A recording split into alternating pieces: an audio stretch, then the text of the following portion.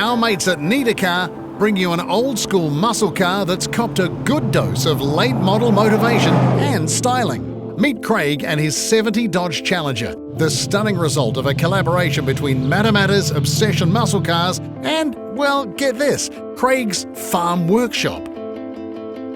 Most builds get out of control. It followed a pretty normal pattern. Now, farm workshop might be a little bit of an understatement. Craig's includes a CNC machine, and with a background in mechanical and engineering, he's not shy to use it. His son, a machinist by trade, is also a rather useful person to have milling around. There's a few boxes around here with little bits that my son brings out to remind me and says, "Why did you do it like that?"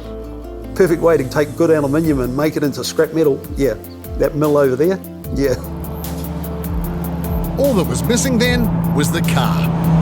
I found it on Trade Me, was in Christchurch. Finally, it irked me enough that I hopped on a plane and flew down for the day.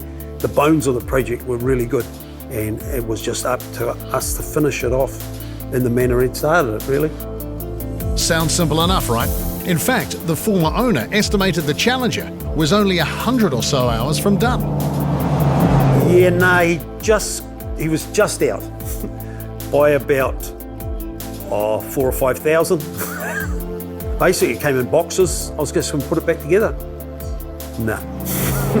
While the Dodge was off to a great start, Craig had ideas of his own, a lot of them, and most were very labour-intensive, crafting custom touches to create himself a truly one-off muscle car.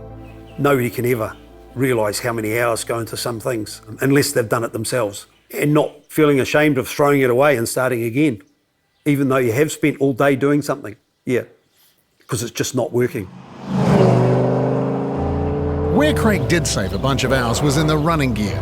The Challenger came with an 8.4-litre Viper V10 and Tremec Magnum box, and while it wasn't in the car, a lot of time had gone into getting it up and running.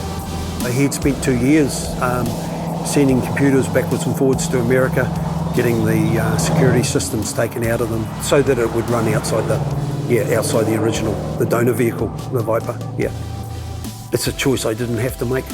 First step for Craig was to formally introduce the two.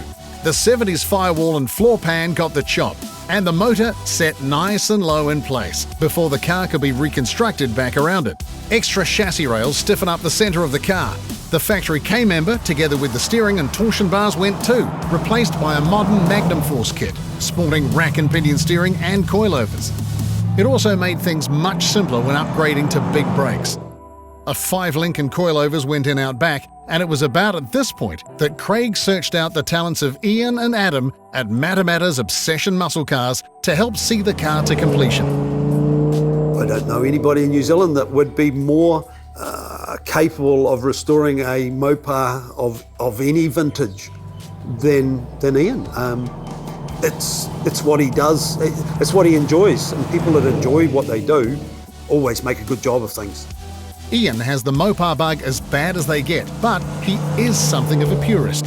Having first subjected him to the Viper powertrain and a host of modifications, Craig saved him the biggest curveball till last. When faced with an alarming lack of spares to straighten out the big coupe's nose and tail, Craig suggested a major change in direction and generation, eyeing up Dodge's 2010-era retro-style Challenger. I put it to Ian, "What do you reckon to this?" And he just gave me a very, very blank stare to start with. Certainly wasn't the cheapest idea I've ever had, but yeah, there was a lot of cutting off the front of the car before I got all the lights where I wanted them. And once again, then I took it back to Adam and said, "Yeah, make this look like it belongs here." Hey, it wasn't easy. Merging two models designed 40 years apart is a brave move. In lesser skilled hands, it could be nothing short of a disaster. It had to look like a 70 Challenger, and that's what makes it work. We haven't changed the number of headlights, we haven't changed the fog lights. They're all in the original positions. Same with the tail lights. It was a red band. We've conformed to how it was, but it's modernised.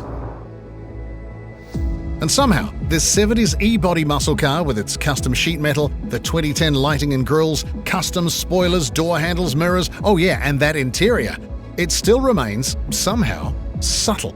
I didn't want an over-the-top car.